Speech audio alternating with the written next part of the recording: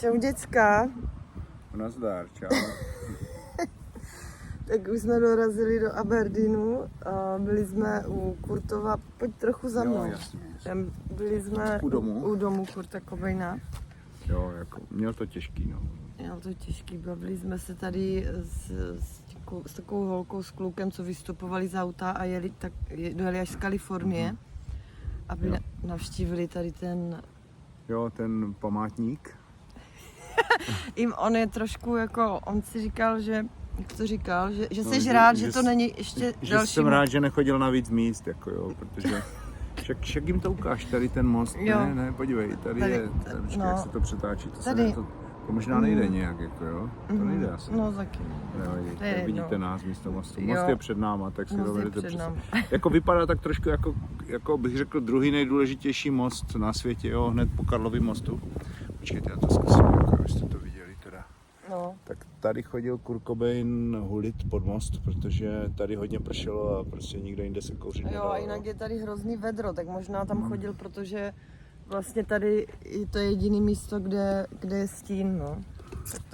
Ale jo, víš, já se mu fakt nedivím, mně se ten most tady z toho všeho líbí asi nejvíc, no.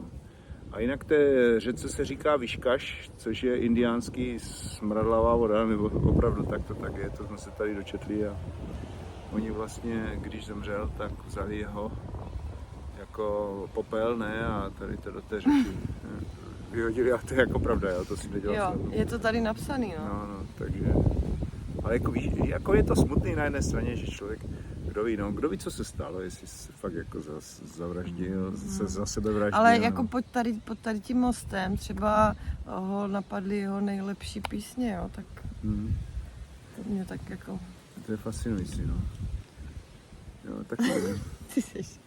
Ne, že člověk by tady mohl, když se dívám na ty pahily v té vodě, tak bych taky něco napsal, jako jo, že to je tady je totiž takový starý most, já nevím, jestli to vidíte, to je něco, jak máte Karlův most a ten Juditin starý most, tak tady máte tady ten most, ten betonový, no a vedle toho je vidím takovou paralelu, ten prostě starý most.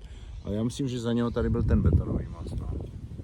Ale jako je to zajímavý, jako fakt takový tvořivý člověk, všechno asi potřebuje takový těžký někdy, jako těžký, co je na tom těžký? Oni ty americký... ale je tady spousta ostružin, tak jsem si říkal, že tady mohl chodit i na ty ostružiny. Ne, tomu zachránilo život na pár let určitě, protože ty vitamíny to člověk prostě potřebuje, když je v depce nebo něčem, jako...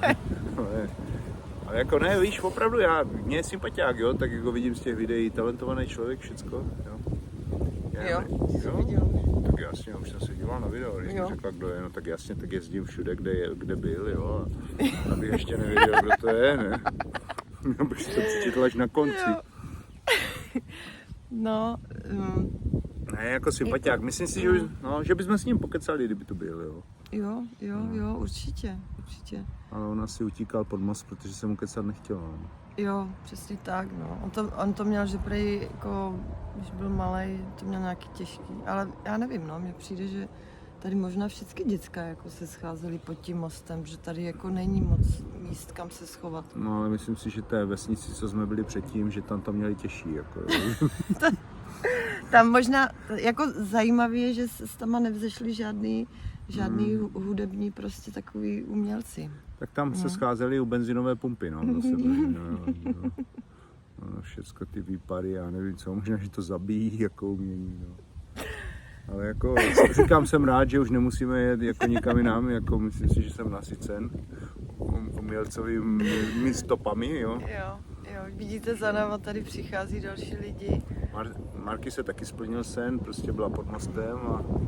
Jo, dotáhli jsme to, já myslím, že kruh se uzavřel, prostě došli jsme prostě tady k tomu mostu a co víc jako si člověk může přát, jo. Ale je to zajímavý, víš, jako když někoho neznáš, pak se dočteš video, co všecko dělal, jo, zpíval hezky všechno a pak vidíš tady ty konkrétní místa a zjistíš, že fakt jako ta inspirace nezná meze.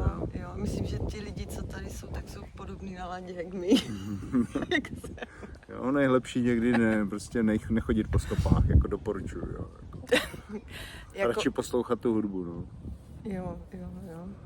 Ale jinak to, co kreslil, tak jako to už To je taky dobrá. Jo, to debka, jsme no. viděli vlastně na té lavičce u toho baráku v tom sítlu. No, jo, takový morbidní jako věci, no. Takový smutný, že jaký Smutný, kostlivci a nevím co všechno. Jo. Jasně. Jo, je to tady zajímavý, no. Tady ten pán vlastně, co bydlí hned tady vedle v tom baráku, tak... To taky vypadá jako barák duchů tam. Jo, tak tam musí být tady nadšený tady z toho, že tady má ten památník, nebo myslíš, že k tomu nějak patří? Nebo to je nějaký děda, nebo... Tam možná na něho mával z okna, když byl tím mostem. Jako. Určitě to nějak souvisí. Tady všechno souvisí se vším. Jako. Jo. Jo.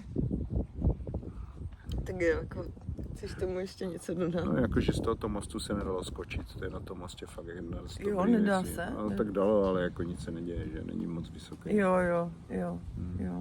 jasně. No ne, radši by ho viděl živýho, no, by jsme pokecali a bylo by to zajímavější, že?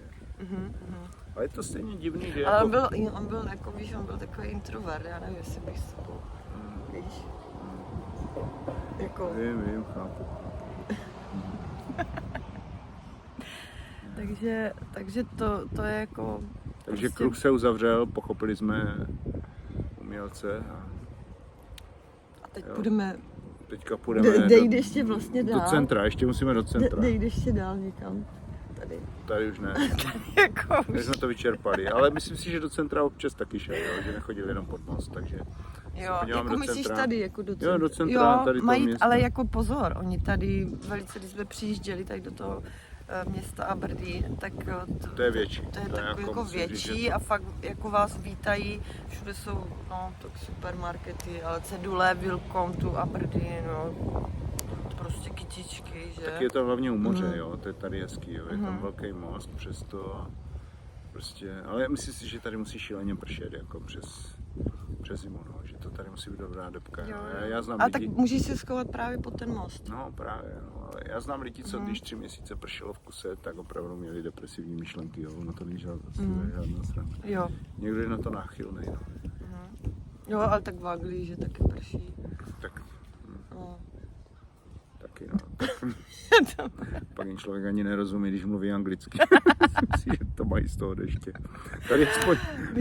Já mám pocit, že jsme byli hodně dlouho na slunku, že v tom Asi autě. jo, ne, ale pořád jsme přemýšleli o Kurtovi a Jo. tak jsme se nějak zakurtovali, musíme se odkurtovat. Jo, No. málem nás, když jsme tady přicházeli, tak nás málem sežral pes. Představte si, jako úplně nás cenil zuby. Já jsem se fakt bála. Jako. Fakt, ne?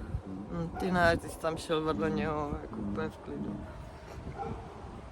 Jo, Jo, děcka. tak myslím, že samozřejmě budeme točit dál. Prostě doporučujem, když pojedete do Ameriky, vůbec nikam nejezděte, jenom se podívejte na ten jeho barák u toho Washington Lake, nebo Lake Washington a přijďte sem a jako byste viděli celou Ameriku. Přesně tak. Jo, tak jo. Tak jo, tak se mějte. Mějte se. Čau. Čau.